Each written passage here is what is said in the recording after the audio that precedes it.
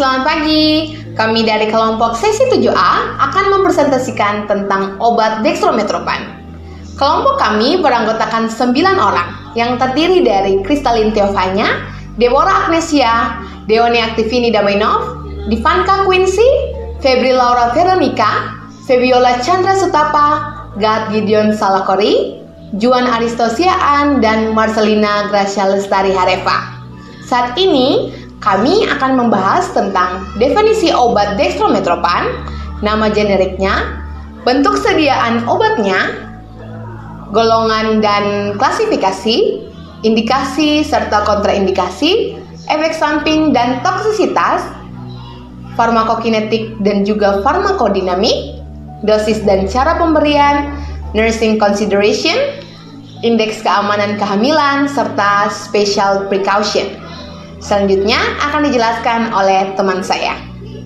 Definisi dari obat dengan nama generik dextromethorphan merupakan obat antitusif yang banyak ditemukan dalam obat batuk yang berfungsi untuk ekspektoran.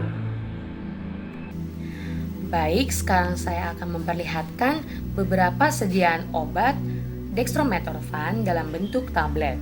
Bisa kita lihat dalam slide berikut ini ada 5 contoh obat tablet dari dextromethorphan, dan mungkin kita cukup familiar dengan salah satu obat yang terdapat dalam slide berikut ini, yaitu obat Clonidine. Selanjutnya saya akan memperlihatkan sediaan obat dextromethorphan dalam bentuk sirup. Bisa dilihat kembali dalam slide ini ada 4 obat dextromethorphan dalam bentuk sirup yang berbeda, dan mungkin kita juga sering melihat atau familiar obat-obat yang ada dalam slide ini. Selanjutnya, obat dextromethorphan selain tersedia dalam sediaan tablet dan juga sirup, obat ini juga tersedia dalam bentuk sediaan permen obat. Seperti contohnya bisa kita lihat pada gambar, ada Ricola, Diflime, dan juga Robitussin. Selain dalam bentuk permen juga, obat ini tersedia juga dalam sediaan kapsul, seperti contohnya ada Grantusif, Decosin, Codecon, dan juga Dextra. Kemudian untuk klasifikasi dari obat dextromethorphan ini, obat ini termasuk ke dalam obat antitusif atau penekan batuk. Dimana apabila kita menggunakan obat ini mampu untuk menekan gejala batuk yang disebabkan oleh berbagai penyebab, termasuk infeksi pada saluran pernapasan. Dan untuk golongan dari obat ini termasuk ke dalam golongan obat bebas, di mana kita bisa menggunakan obat ini tanpa melalui resep dokter. Dan juga obat ini bisa kita temui atau kita beli di supermarket terdekat atau toko obat terdekat, dan juga mungkin warung-warung terdekat. Baik, di sini saya akan menjelaskan tentang indikasi dan kontraindikasi dari obat dextromethorphan. Nah, indikasi dari obat ini yaitu pada pasien dengan keluhan batuk kering tidak produktif. Nah, untuk kontraindikasi, pasien yang dengan memiliki hipersensitivitas atau reaksi idiosinkratik terhadap obat ini, yaitu obat dextromethorphan. Nah, yang kedua, teman-teman boleh lihat saya menaruh gambar depresi, karena pasien yang menggunakan MAOI atau kepanjangannya itu monoamine oxidase inhibitors. Obat ini merupakan obat yang mengatasi depresi, di mana dia itu berfungsi untuk menghambat senyawa kimia di otak, dan dia itu berperan dalam mengatur emosi dan kemampuan seseorang, sehingga memiliki obat dextromethorphan ini memiliki kontraindikasi pada pasien yang menggunakan MAOI, dan juga pasien yang telah menggunakan MAOI dalam 14 hari sebelumnya. Nah, yang ketiga teman-teman, pasien dengan gangguan pernapasan, seperti teman-teman boleh lihat gambar yang telah saya tampilkan, yaitu ada emfisema, ada asma, dan juga ada pneumonia, dan juga gangguan pernapasan lainnya itu seperti penyakit paru-paru obstruktif kronik. Efek samping dan toksisitas. Secara umum, dextromethorphan memiliki toksisitas yang rendah.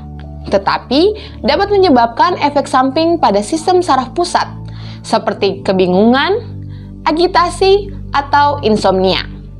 Adapun gejala bila terjadi overdosis meliputi midriasis, mual dan muntah, depresi sistem saraf pusat, eksitasi, lesu, nigtakmus, hiperaktif psikomotorik, sindrom serotonin, mengantuk, pusing, disatria, kebingungan mental, gangguan psikotik, dan depresi pernapasan.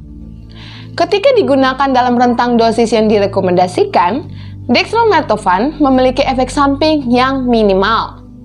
Namun, ketika digunakan dalam dosis dengan jumlah yang besar, obat terakumulasi pada tingkat toksik.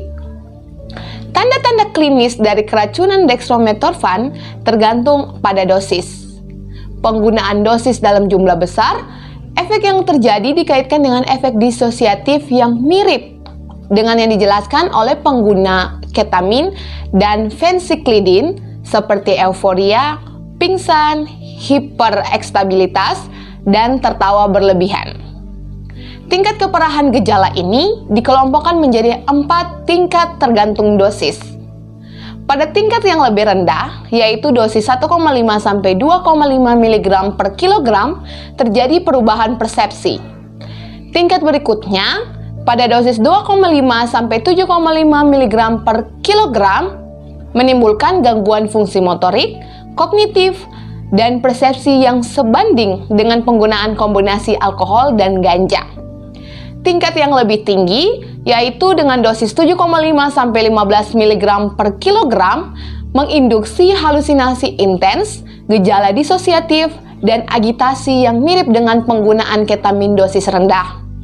Pada tingkat yang terakhir, dengan dosis lebih dari 15 mg per kilogram, menghasilkan disosiasi psikofisik lengkap, mirip dengan penggunaan ketamin dosis tinggi, dengan perilaku kekerasan, suhu tinggi, dan kemungkinan kematian akibat henti jantung atau pernapasan. Pemberian naloxone dapat mengembalikan kerusakan neurologis berat dan depresi pernapasan. Selain itu, pemberian benzodiazepin secara intravena dapat dilakukan untuk mengatasi kejang. Sekarang kita akan membahas tentang farmakokinetik. Farmakokinetik merupakan cabang ilmu farmakologi yang mempelajari tentang proses perjalanan obat mulai dari penyerapan hingga pengeluarannya melalui organ ekskresi. Penyerapannya itu dimulai dari organ pencernaan, kemudian dimetabolisme di dalam hati, dan diekskresi melalui urin dalam bentuk dextromethorphan yang tidak berubah.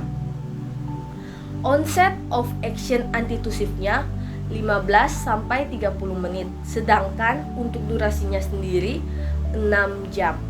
Sekian untuk farmakokinetik. Perkenalkan, nama saya Deborah Agnesia. Di sini saya akan menjelaskan tentang farmakodinamik dari obat dextromethorphan atau DMP.